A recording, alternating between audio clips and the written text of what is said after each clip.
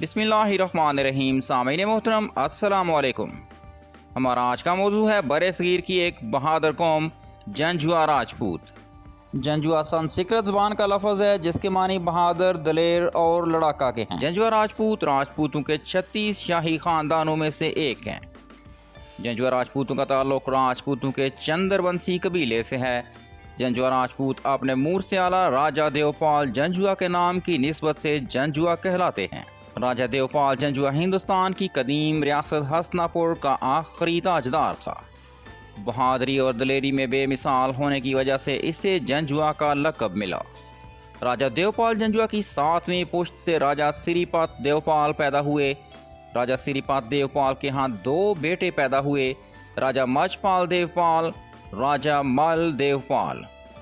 بیٹوں کی پیدائش سے قبل نجومیوں کی پیشن گوئی تھی کہ راجہ سری پت دیوپال کے ہاں ایک بچہ پیدا ہوگا جو بعد میں مسلمان ہو جائے گا۔ راجہ مج دیوپال ہندو مذہب پر قائم رہا اور اس کی اولاد کنوج، جوہد پور اور کوہ شوالک پر آباد ہے۔ راجہ مل دیوپال کسی درویش کی تبلیغ سے متاثر ہو کر اسلام کی دولت سے مالا مال ہوئے۔ راجہ مل دیوپال کی شادی اپنے ماموں والی مترا راجہ بشن دیوپال کی بیٹی سے ہوئی۔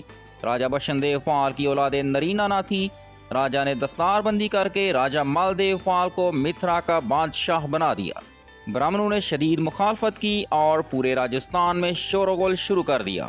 وہ ہندوستانی ریاست پر ایک مسلمان بادشاہ کا وجود کیسے برداشت کر سکتے تھے؟ نتیجتاً راجہ مل دیو کو مترا کی بادشاہت چھوڑنا پڑی۔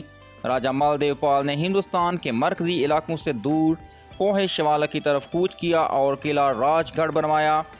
برہمن کی مخالفت نے کوہ شوالک کو بھی چھوڑنے پر مجبور کر دیا۔ 998 میں راجہ مل دیوپال نے ہندوستان کے شمال مغربی پہاڑی سلسلہ کوہستان نمک کا رخ کیا، جہاں اس سے قبل اس کے اجداد پانڈو رہ چکے تھے اور کوہستان نمک پر قابض ہو گئے۔ یہاں ایک قلعہ تعمیر کروایا اور اس کا نام ملوٹ رکھا جو تاحال موجود ہے۔ راجہ مل دیوپال کے ہاں 5 بیٹے پیدا ہوئے، راجہ ویر یا بھیر، راجہ جوہد، راجہ ککھا، راجہ ترنولی، راجہ سلطان محمود کالا خان۔ راجہ ویر اور راجہ جوہد نے کوہستان نمک پر ہی سکونت اختیار کی۔ کوہستان نمک جو مشرق میں دریائے جہلم سے شروع ہوتا ہے اور مغرب میں دریائے سندھ تک چلا جاتا ہے، اس پر اور کوہستان نمک کے ارد گرد کے علاقوں جہلم، چکوال، گجرات، خوشاب، سرگودا کے علاقوں میں راجہ ویر اور راجہ جوہد کی اولاد صدیوں سے آباد ہے۔ کوہستان نمک پر جنجوا راجپوتوں کے چند مشہور قلعے ہیں، جن میں قلعہ ملوٹ، قلعہ مکھیالہ، قلعہ گجاگ، قلعہ کسک اور قلعہ وٹلی شامل ہیں۔ راجہ ککھا نے کشمیر کی طرف یلغار کی اور مظفر آباد کے علاقے پر قابض ہو گئے۔ قلعہ چلاس تعمیر کروایا۔ راجہ ترنولی نے ہزارہ کی طرف یلغار کی اور ریاست انم دربند کی بنیاد رکھی، جو 84 دیہات پر مشتمل تھی۔ بعض روایات میں راجہ مل دیوپال کا نام رائے اجمل جنجوا بھی لکھا گیا ہے۔ راجہ سلطان محمود المعروف کالا خان کشمیر پر یلغار کے ارادے سے کوہستان نمک سے اپنی فوج لے کر روانہ ہوئے۔ راستے میں راول پنڈی سے مشرق کی جانب ریاست کاہرو کی حدود میں آرام کی غرض سے پڑاؤ کیا۔ معلومات کرنے سے پتہ چلا کہ اس ریاست کا بادشاہ ایک چندر ونسی راجپوت ہے اور اس کا نام راجہ سلطان احمد مٹھ ہے۔ دونوں راجپوتوں کا باہم تعارف ہوا۔ راجہ سلطان احمد مٹھ کی اولاد نرینہ نہ تھی، صرف ایک بیٹی تھی جس کا نام رانی کاہو تھا۔ رانی کاہو کے نام کی نسبت سے اس ریاست کا نام کاہرو تھا۔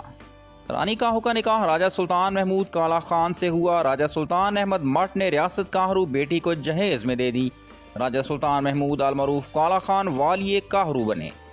ریاست کاہرو کا محل وقوع اس طرح تھا: ریاست کاہرو کے مشرق کی جانب دریائے جہلم بہتا تھا، مغرب کی جانب دریائے سواں اور راول پنڈی کا علاقہ تھا، شمال کی طرف کہوٹا کی پہاڑیوں کا سلسلہ تھا جو مری تک چلا جاتا ہے، اور جنوب کی طرف پٹوہار کا وسیع میدان تھا جو سہاوا کی پہاڑیوں تک چلا جاتا ہے۔ اس ریاست کی ملکیت 84 دیہات تھے۔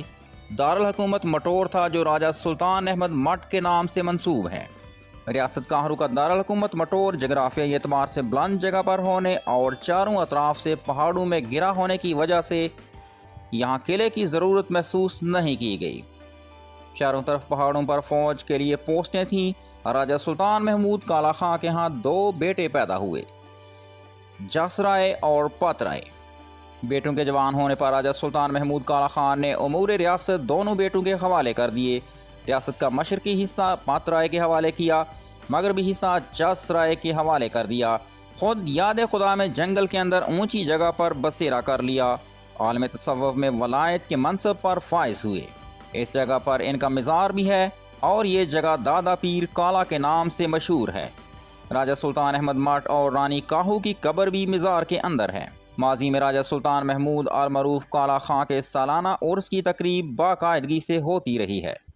راجہ سلطان محمود المعروف کالا خان رانی کاہو کی اولاد بنیادی طور پر کاہروال کہلائی، آگے چل کر درج ذیل قبائل میں تقسیم ہوئے۔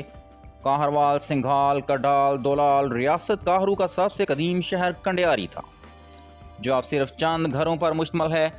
کاہرو کے دیہاتوں کے نام سنسکرت زبان میں ہے۔ ان ناموں میں ٹے، ڈال، ڑے کی کثرت ہے۔ اردو رسم الخط میں بھی ٹے، ڈال، ڑے سنسکرت زبان سے لیے گئے ہیں۔ علاقہ کاہرو میں جنجوا راجپوتوں کے سینکڑوں دیہات اور قصبے موجود ہیں۔ راجہ مالدیو نے کوہ جودھا پر راج قائم کیا، جس کی راجدھانی راج گڑھ یا شاہ گڑھ تھی۔ اس کا نام بعد میں ملوٹ پڑا۔ راجہ اجمل دیو کے تعلقات سلطنت دہلی کے ساتھ کبھی اچھے نہیں رہے۔ اسے باغی راجہ بھی قرار دیا جاتا ہے۔ کوہستان نمک سے نمک نکالنے کا تجارتی آغاز راجہ مال دیو نے ہی کیا۔ اس کے 5 لڑکے تھے، ان میں سے راجہ تنولی نے ہزارے اٹک ریاست راجہ جودھ نے جہلم، راجہ ککھا نے کشمیر ضلع مظفر آباد اور پونچھ کی تحصیل باغ، راجہ بھیر نے راج گڑھ چکوال اور راجہ کالا خان نے کہوٹا پر راج کیا۔ یہ پورا راجواڑہ ملوکی کی دہانی بھی کہلاتا ہے۔ راجہ جودھ کے 4 بیٹے مشہور گزرے ہیں، جن کے نام روپال، ہنس پال، جس پال اور جے پال تھے۔ یہ قوم جس قدر آبادی کے لحاظ سے بڑھتی گئی، اسی قدر منتشر بھی ہوتی گئی۔ اگر یہ عظیم قوم آپس میں متحد رہتی تو اس علاقے کی کوئی دوسری قوم اس پر غالب نہ آ سکتی تھی، لیکن یہ وقت کے ساتھ ساتھ بے شمار گروہوں میں تقسیم ہوتی گئی اور آہستہ آہستہ اپنی قوت کھوتی گئی۔ جنجوا قوم جنگجو ہونے کی وجہ سے ہر حکمران کو کھٹکتی تھی۔ اس خطے میں گکھڑ قوم بھی آباد تھی۔ گکھڑ قوم ابتدائی طور پر مغلوں کے خلاف، جبکہ بعد میں ان کی زبردست حامی بن گئی۔ گکھڑ قوم نے شیر شاہ سوری کے خلاف ظہیر الدین بابر اور ہمایوں کا ساتھ دیا، جبکہ جنجوا قوم نے شیر شاہ سوری کا ساتھ دیا۔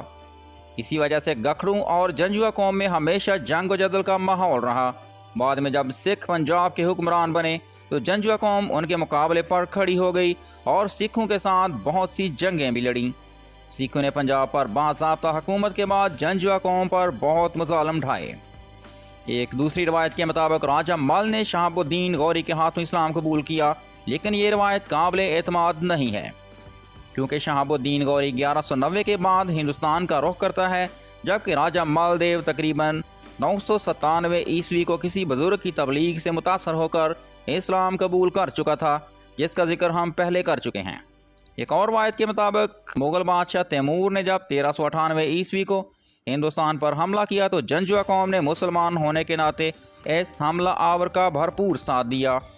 اس کے بعد جب بابر نے 1526 عیسوی کو اس علاقے پر حملہ کیا تو اس وقت بھی جنجوا قوم نے اس کا مکمل ساتھ دیا۔ شہنشاہ بابر اپنی کتاب تذکرہ بابری میں بھی جنجوا قوم کے سرداروں کا ذکر کر چکے ہیں۔ اس روایت کے مطابق اس علاقے میں گکھڑ مغلوں کے دشمن تھے اور جنجو نے گکھڑوں کے مقابلے میں ہمیشہ مغلوں کا ساتھ دیا۔